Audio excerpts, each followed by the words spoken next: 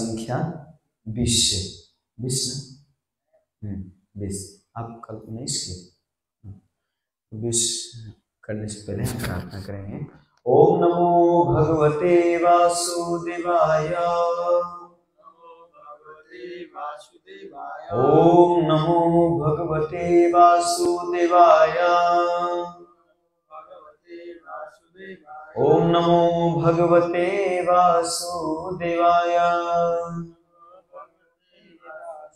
नारायणं नमस्कृत्यं नरं चैव नरोत्तमं देवीं सरस्वतीं व्यासं ततो जयमुदीरये।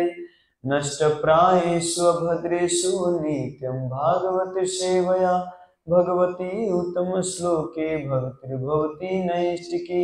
मुखं करोति वाचालं पङ्गुलङ्घयते गिरिं यत्कृपातमहं वन्दे श्रीगुरुदीनतारिणं।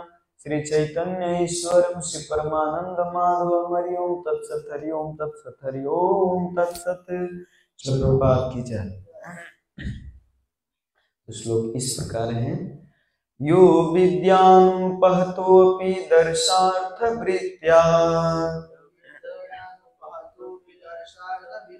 निद्रा मुहाव जठरीकृत लोकयात्रः अंतर्जले हि कशी पुष्प सानुकूलाम् भीमोर्मिमालिनी जनस्य सुखं विवृण्वन्। यो विद्यानुपहतोऽपि दशार्थवृत्त्या निद्रा मुहाव जठरीकृत लोकयात्रा अंतर्जले हि कशिपुर स्पर्शानुकूलाम् भीमोर्मिमालिनी जनस्य सुखं विवृण्वन्। यो विद्यानुपहतोऽपि दर्शार्थवृत्त्या निद्रा मुहाव जठरीकृत लोकयात्रा अंतर्जले हि कशिपुः स्पर्शानुकूलाम् भीमोर्मिमालिनी जनस्य सुखं विवृण्वन्।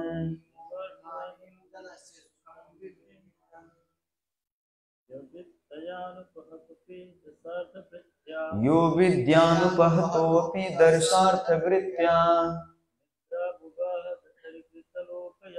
निद्रा मुहाव जठरीकृत लोकयात्रा अंतर्जले कशिपुः स्पर्शानुकूलाम् भीमोर्मिमालिनी जनस्य सुखं विवृण्वन्। धन्यवाद। शब्दार्थ अनुवाद तात्पर्य दिए श्री भक्तिवेदांत स्वामी प्रभुपाद की जय। यह जो जिसने अविद्या से प्रभावित अनुपहत प्रभावित हुए बिना अभी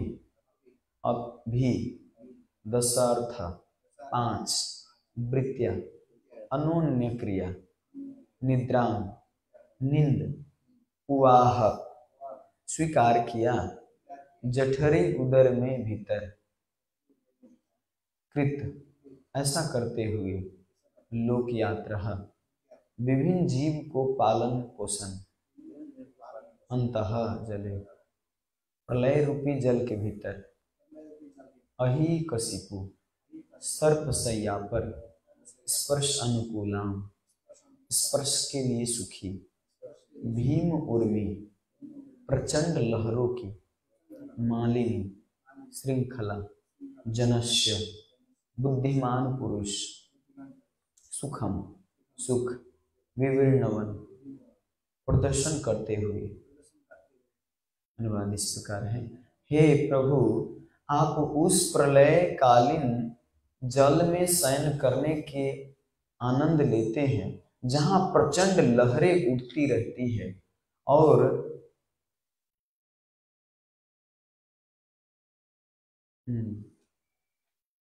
जहाँ प्रचंड लहरें उठती रहती हैं और बुद्धिमान लोगों को अपनी नींद का सुख दिखाने के लिए आप सर्पों के सैया का आनंद भोगते हैं।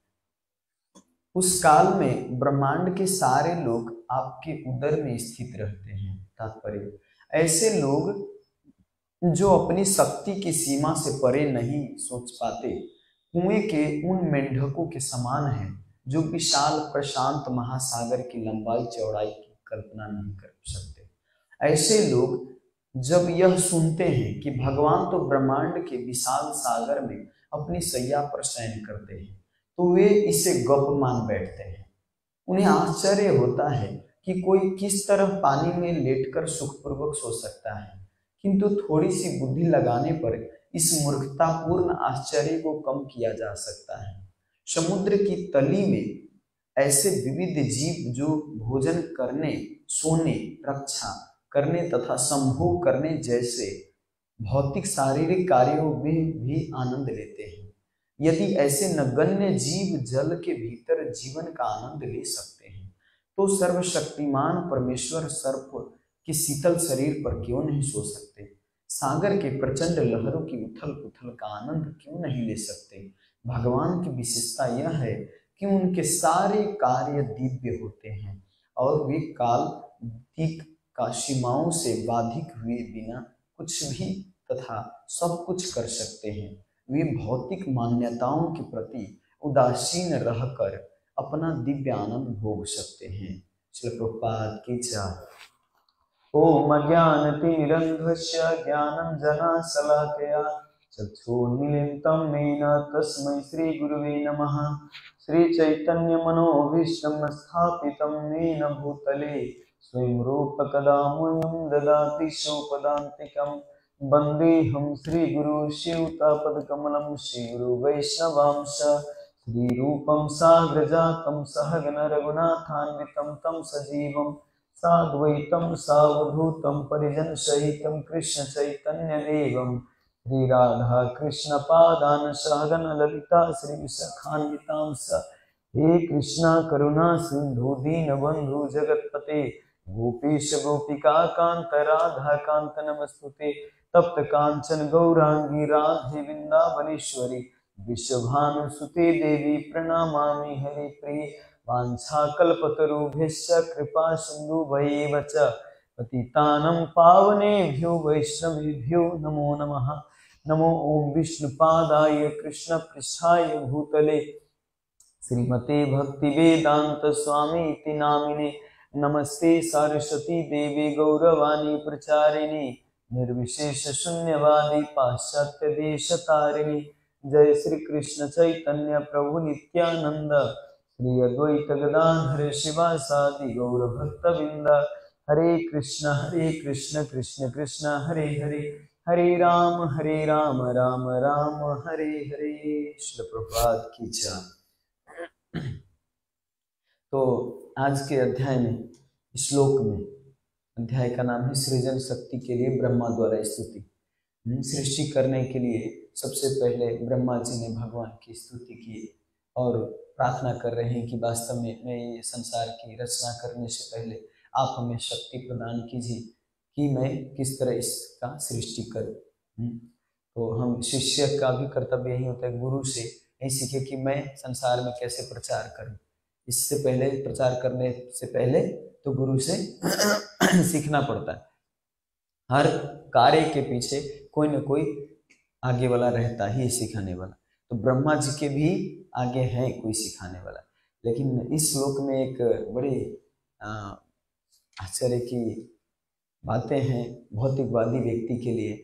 यहाँ पे बता रहे हैं कि प्रलय कालीन के समय भगवान जल के अंदर सांप के सैया पर जो ठंडक होता है, सांप के, सर्प के, तो वो ठंडक का आनंद ले रहे थे भगवान। भगवान को सांप के ठंडक से आनंद मिल रहा था। हम लोग सांप से बहुत डर लगता है।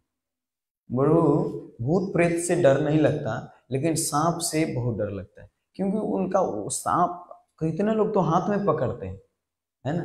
लेकिन हाथ में पकड़ना तो हमारे मानसिक कल्पना से दूर है, उसको छूना भी मुश्किल है, कीड़े मकोड़े भी छूना मुश्किल रहता है। लेकिन भगवान यहाँ पे आनंद लेते हैं। तो भगवान के जन्म कर्म सब दिव्य है, कर्म भी दिव्य है, उनका जन्म भी दिव्य है। यहाँ पे बड़ी आसान एकदम सरल भाषा में प्रभुपाद जी समझा रहे हैं कि नास्तिकों के लिए ये बहुत मुश्किल है समझना कि सांप के ठंडक से आनंद कैसे ले सकता है कोई। लेकिन प्रभुपाद जी इसमें बता रहे हैं कि जल के अंदर भी कई कीड़े मकोड़े, कई ऐसे जीव रहते हैं जो आनंद से रहते हैं। समुद्र के अंदर रहते हैं ना, समुद्र के अंदर कई जीव हैं। एक बार परम पूज्य राधा गोविंद गोस्वामी गुरु महाराज कथा कर रहे थे, तो उसमें एक वर्णन कर रहे थे दामोदर लीला के।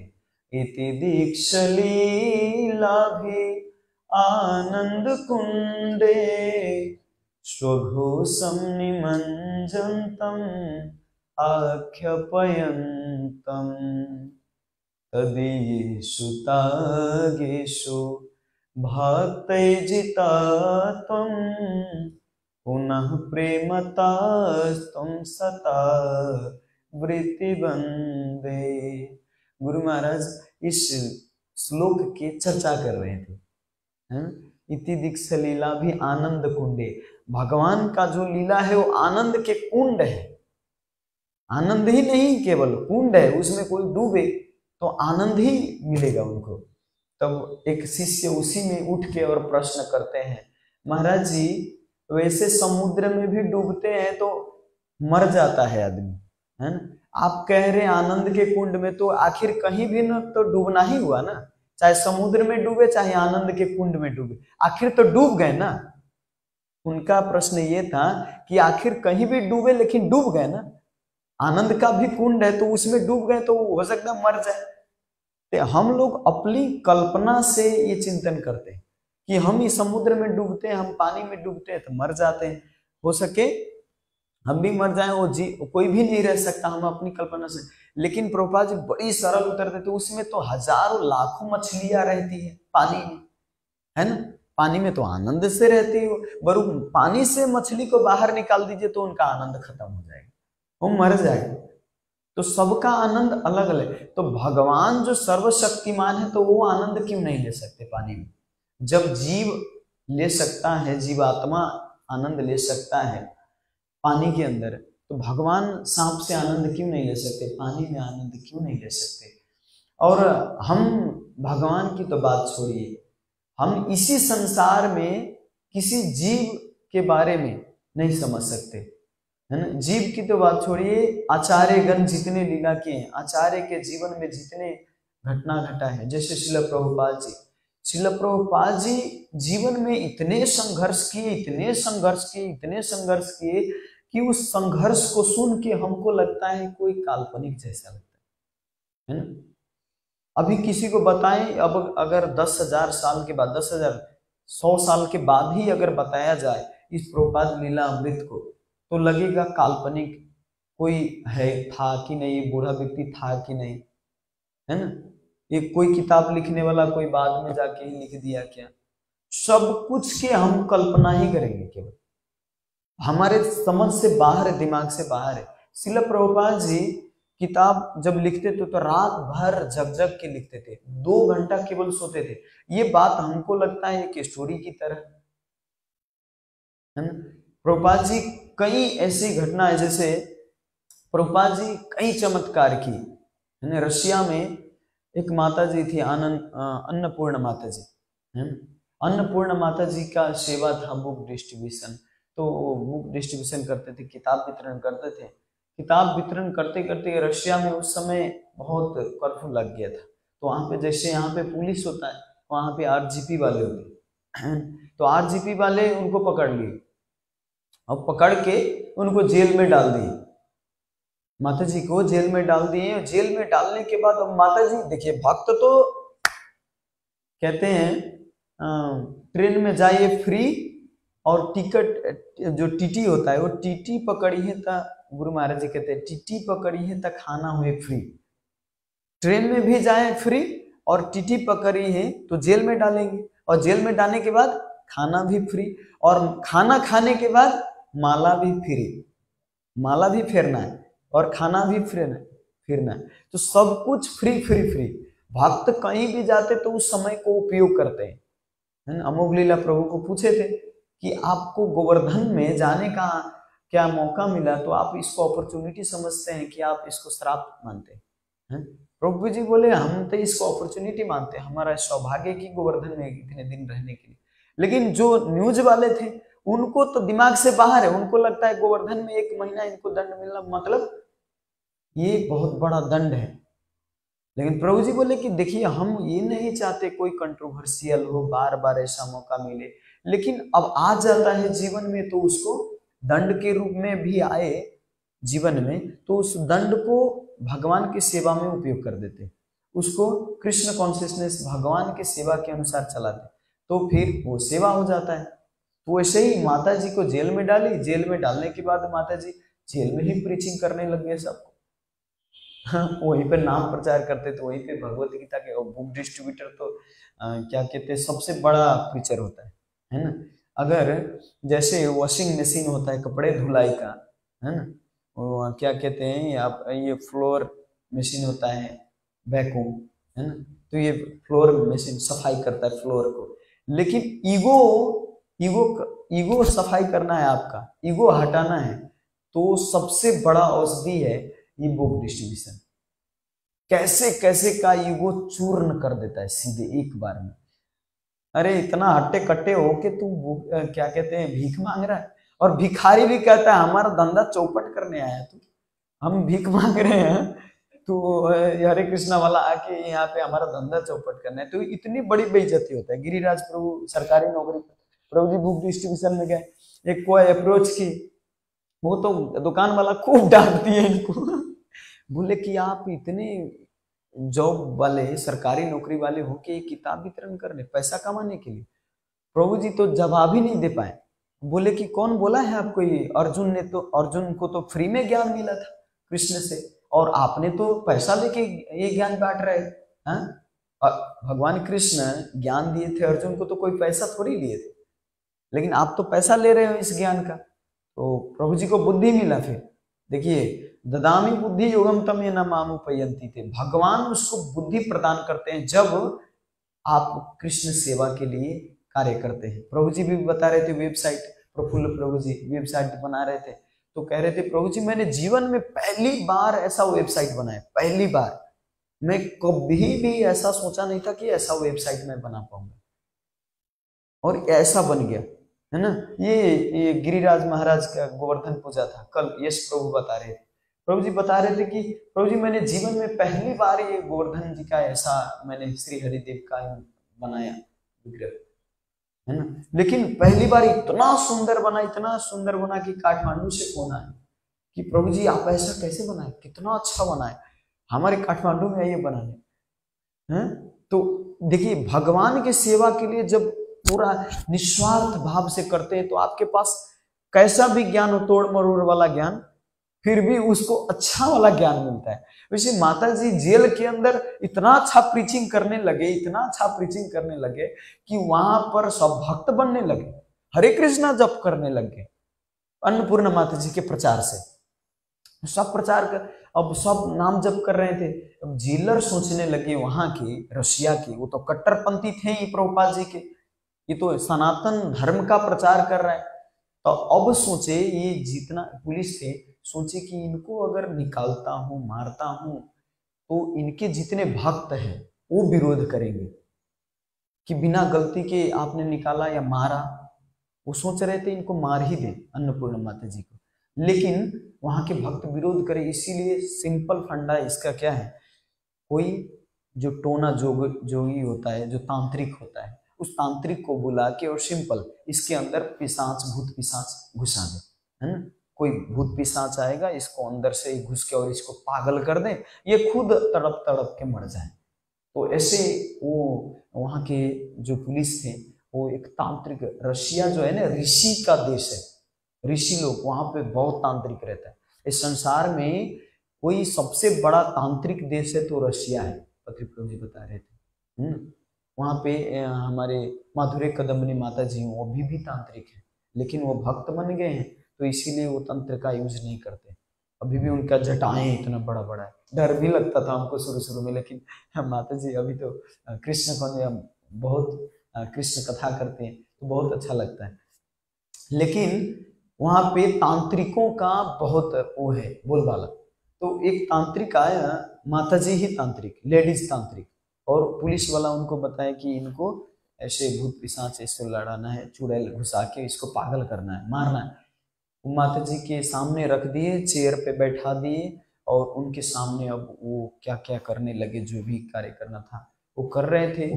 तुरंत एक धुआं जैसा निकला वहां पर, और धुआं जैसा निकल के वो धुआं प्रवेश करने के लिए सिर में प्रयास करने लगे। वो माता जी पूरा हरे कृष्ण कृष्ण कृष्ण हरे हरे, हरे राम राम राम हरे हरे, पूरा महामंत्र का जप कर रहे थे। लेकिन शुद्ध महामंत्र तो हम नहीं ले सकते, भगवान का नाम शुद्ध है, लेकिन हमारे अंदर वो शुद्धता नहीं है।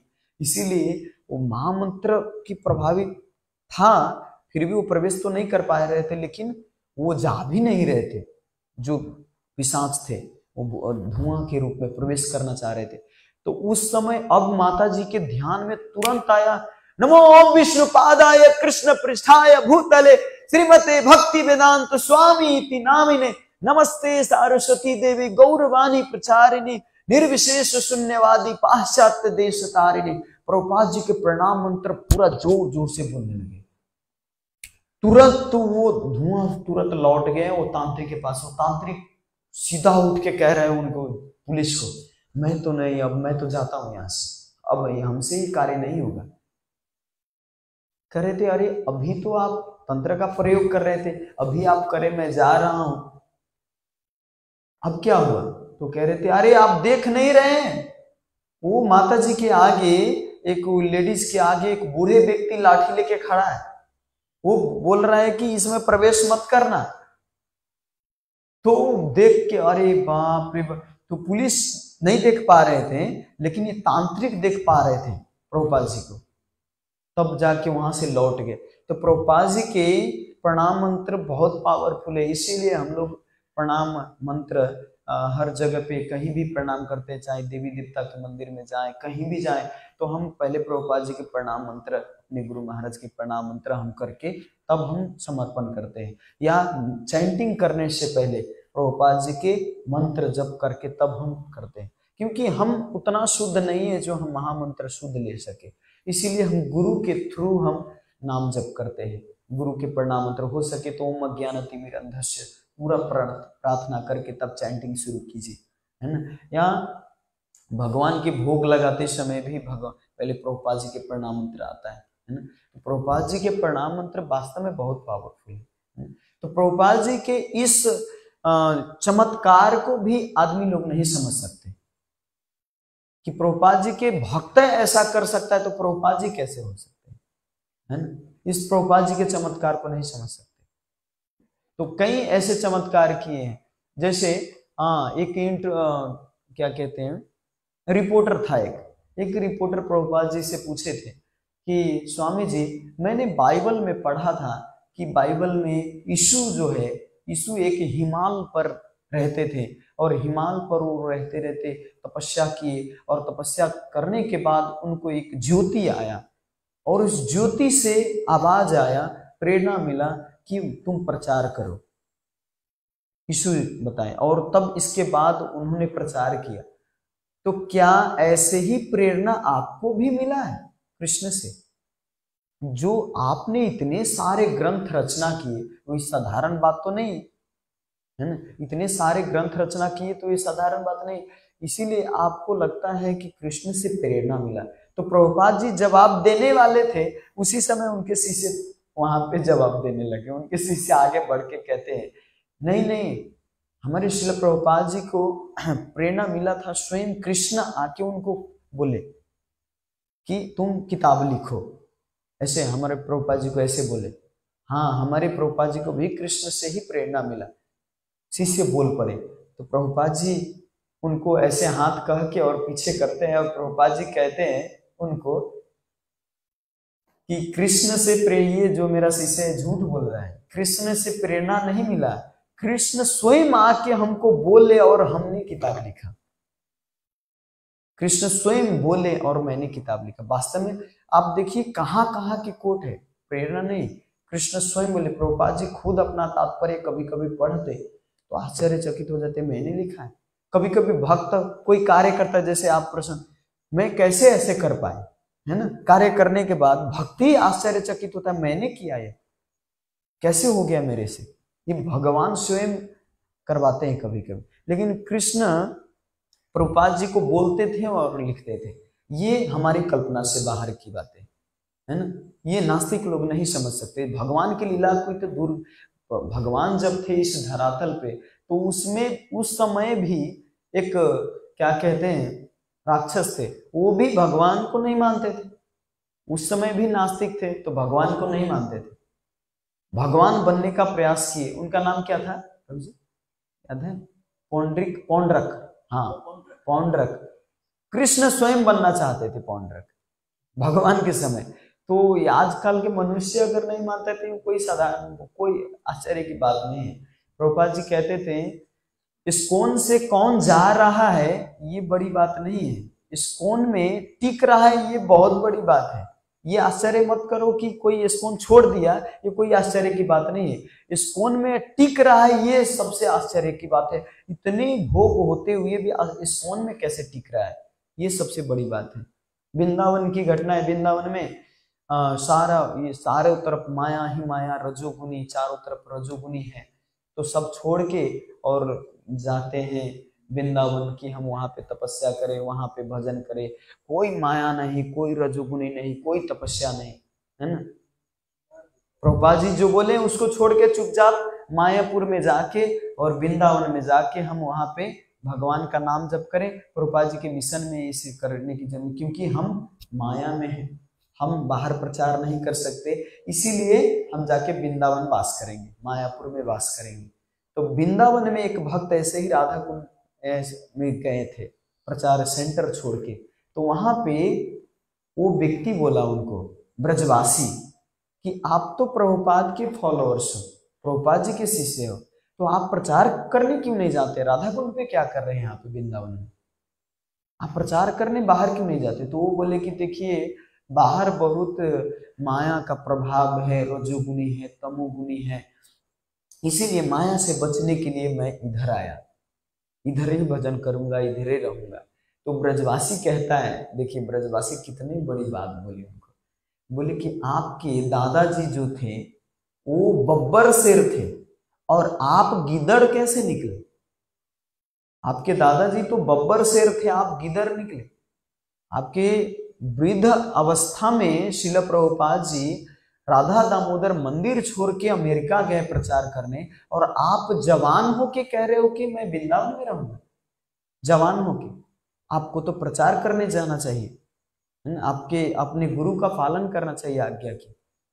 आप चाहते हैं कि रजोगुनी तमोगुनी नहीं, यहाँ भी अगर आपका चेतना नहीं है तो यहाँ पे भी नहीं बच सकते, है ना। प्रभुपाद जी इतने वृद्ध अवस्था में, देखिए 70 साल की उम्र में व्यक्ति जब आराम करने वृंदावन जाता है, रेस्ट करने वृंदावन जाते हैं भजन करने, लेकिन प्रभुपाद जी 70 साल की उम्र में प्रभुपाद जी छोड़ के और विदेश गए। किसके लिए? हम लोगों के लिए, जीवात्मा के लिए। लेकिन हम चाहते नहीं, अब हम छोड़ के हम वृंदावन जाए। वास्तव में जिसको आनंद है, जे न करे आचार से न करे प्रचार। जो आचार नहीं कर सकता वो प्रचार ही नहीं कर सकता। तो इसीलिए प्रचार करना बहुत, प्रभुपाद जी अगर किसी भी सेवा में ज्यादा पुश किए हैं, ज्यादा फोकस किए हैं, तो वो है प्रचार। Preaching is the essence. ज्यादा फोकस किए हैं तो बुक डिस्ट्रीब्यूशन में प्रचार करो, बुक डिस्ट्रीब्यूशन करो। प्रभुपाद जी इसमें ज्यादा फोकस किए, है ना। प्रभुपाद जी मरते मरते ऐसे शब्द प्रयोग करें, लेकिन प्रभुपाद जी ऐसे मरे नहीं। प्रभुपाद जी तो कहते हैं शरीर केवल छोड़े, यहाँ पे उनका शरीर भी दिव्य है, अभी भी समाधि है वृंदावन में, है ना। प्रभुपाद जी अंतिम समय तक भी भागवतम का ट्रांसलेट कर रहे थे, और अंतिम समय भी ब्रह्मानंद स्वामी साथ में थे। तो ब्रह्मानंद स्वामी भी उस समय थोड़ा थोड़ा बीमार थे। ब्रह्मानंद स्वामी को बुला के, खुद प्रभुपाद जी के शरीर बीमार है, खुद प्रभुपाद जी छोड़ने वाले हैं शरीर, लेकिन उस समय भी ब्रह्मानंद को बुला के कहते हैं, ब्रह्मानंद तुम ठीक हो, तुम्हारा हेल्थ ठीक है? आंसू आ गए ब्रह्मानंद स्वामी की आंखों में। प्रभुपाद जी स्वयं बीमार है, मैं भी बीमार हूं, लेकिन इतना नहीं जितना प्रभुपाद जी है। लेकिन प्रभुपाद जी अंतिम अंतिम समय भी मेरा ख्याल रख रहे हैं, हमसे पूछ रहे हैं कि तुम कैसे हो। उस समय प्रभुपाद जी पूरा और कितने शिष्य ये उपाय दे रहे थे, वो उपाय, प्रभुपाद जी ये दवाई खाइए, ऐसा कीजिए, वो ऐसा कीजिए। प्रभुपाद जी ले बोले अंतिम में, हमको कोई दवाई की जरूरत नहीं, हमारे लिए सबसे बड़ा दवा है हरिनाम। तुम लोग हरिनाम करो, कीर्तन करो और भागवतम सुनाओ। तो उस समय भी प्रभुपाद जी डिक्टाफोन में प्रभुपाद जी ट्रांसलेट कर रहे थे, उस समय भी अंतिम अंतिम समय। तो ये हमारे मानसिक कल्पना से दूर की बात है। जैसे यहाँ पे सांप से, सो के सांप के ठंडक से आनंद ले रहे हैं भगवान विष्णु, है ना। तो ये भौतिकवादी व्यक्ति के कल्पना से बाहर की बात है। प्रभुपाद जी कह रहे मेंढक जो होता है, मेंढक तो एक कुएं में रहता, तो वो दूसरे जो बाहर के जीव, बाहर जितने हैं, उस पर विश्वास नहीं करेगा कि इतना बड़ा संसार है। उनको लगता है इतना ही छोटा कुआं है, उनको उतना ही छोटा संसार लगता है। तो मेंढक के समान है। वैसे ही हम भी मेंढक के समान है, अगर प्रभुपाद जी को लीला के समझ नहीं सकते तो, है ना। प्रभुपाद जी के लीलाओं को समझने का प्रयास करना चाहिए, उनको सुनने का प्रयास करना चाहिए, क्योंकि सामान्य लीला किए हैं प्रभुपाद जी, हमारे व्यवहारिक रूप में लीला किए हैं। प्रभुपाद जी एक तरीका से देखेंगे तो प्रभुपाद जी की अद्भुत लीला है, असामान्य है, और एक तरीका से देखेंगे तो व्यवहारिक लीला भी की है। कैसे बुक डिस्ट्रीब्यूशन करना है, 10,000 लेटर लिखे प्रभुपाद जी, है ना, और हर एक लेटर में जवाब दिए। प्रभुपाद जी जब अंतिम समय में शरीर छोड़ रहे थे, तो उस समय सब शिष्य तमान कृष्ण महाराज भी प्रश्न करें, प्रभुपाद जी आपके जाने के बाद स्कूल कैसे चलेगा, जीवीसी कैसे चलेगा, इतना सारा संसार में भक्त है, उसको कैसे लीडरशिप कैसे बढ़ाएं आगे, आपके जाने के बाद क्या होगा। इसलिए प्रभुपाद जी बोले, मेरे को जो भी देना था मैं सारा अपनी किताब में दे दिया, अब हमको कुछ नहीं बोलना है, जो भी करना है तुम लोग करो, है ना। तो उस समय प्रभुपाद जी सब कुछ जिम्मेवारी देके और केवल भागवतम कृष्ण बलराम के स्मरण करते हुए अपना शरीर को त्याग किए थे। और फिर भी त्याग करने में प्रभुपाद जी, देखिए एक तरह से वैष्णव का आविर्भाव और तिरोभाव दोनों एक समान मनाते हैं। कभी आपने भगवान के तिरोभाव मनाए? अपरकट लीला नहीं मनाए, भगवान के तिरोभाव नहीं मनाते, अपरकट लीला, क्योंकि सुनने की इच्छा ही नहीं होता। सुखदेव गोस्वामी भी श्रीमद् भागवत में छोटे से ही लीला में भगवान का अपरकट लीला वर्णन कर दी, और उनके जन्म लीला के देखिए कितना बड़ा है, पूरा 10वें स्कंद निकल गए उनकी लीला के बारे में, लेकिन उनके अपरकट लीला केवल एक अध्याय, एक अध्याय में भी थोड़ी सी श्लोक है ना। तो छोटे से जो भगवान की जो अपरकट लीला है नहीं चर्चा करना चाहते, लेकिन भक्त जो है, भक्त के अप्रकट लीला और प्रकट लीला दोनों से भक्त को उत्साह मिलता है। एक तरह से उत्साह इसलिए मिलता है कि जिम्मेवारी मिला। जब श्रील प्रभुपाद जी चले गए तो हमारे ऊपर जिम्मेवारी ज्यादा मिला, तो उस जिम्मेवारी को वहन करना है, सिंसियरिटी आता है कि अब हमको पूरा जागरूक होकर सेवा करना है। और एक तरह से दुख इसलिए होता है कि प्रभुपाद जी हमको साथ छोड़ के चले गए, हमारे साथ छोड़ के चले गए, है ना। तो ये एक बीरा होता है और एक होता है आनंद भी होता है कि प्रभुपाद जी हम पे जिम्मेवारी दिए, सेवा देके गए। भगवान कृष्ण भी उद्धव जी को बोले कि संसार में प्रचार करो। उद्धव जी नहीं चाहते थे इस संसार में रहने के लिए, लेकिन उद्धव जी को आज्ञा मिला, नहीं तुमको ये जिम्मेवारी वहन करना है, तो जिम्मेवारी वहन की। वैसे हम लोगों को भी जिम्मेवारी मिलता है, प्रभुपाद जी की जिम्मेवारी है, इसको वहन करना है ना, इसको पालन करना है, और वो आता है गुरु के थ्रू, ऐसे अकेले नहीं आता। आप अपने से कहेंगे नहीं, कृष्ण स्वयं हमारे हृदय में आके और बोले ऐसे सेवा करो, वैसे सेवा करो, नहीं। वो आपको बुद्धि तो प्रदान करते हैं, लेकिन जो गुरु से आज्ञा आता है वो वास्तव में आचार्य माम विजानेत, आचार्य द्वारा थ्रू वो आज्ञा दिलवाते हैं गुरु के द्वारा। तो ये हमारी कल्पना से कभी कभी बाहर की बातें होते हैं, लेकिन जब हम प्रार्थना करते हैं भगवान से कि हमको ये समझने का बुद्धि दीजिए, तो सच में भगवान प्रदान करते हैं, है ना। तो इतना कहते हुए मैं यहीं पे विराम देता हूँ।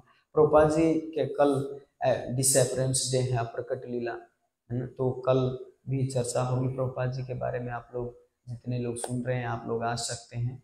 और प्रभुपाद जी के हर कोई, केवल मैं ही नहीं, केवल वो नहीं, केवल भक्ति यहाँ के ब्रह्मचारी ही नहीं, सब लोग प्रभुपाद जी के बारे में सुनिए और प्रभुपाद जी के कल गुणगान कीजिए। तो प्रभुपाद जी के जितना हम गुणगान करेंगे उतना हमारे अंदर सामर्थ्य, शक्ति आती है। प्रभुपाद जी के लीला अमृत है, प्रभुपाद जी के लीला अमृत भी हम लोग पढ़ रहे हैं।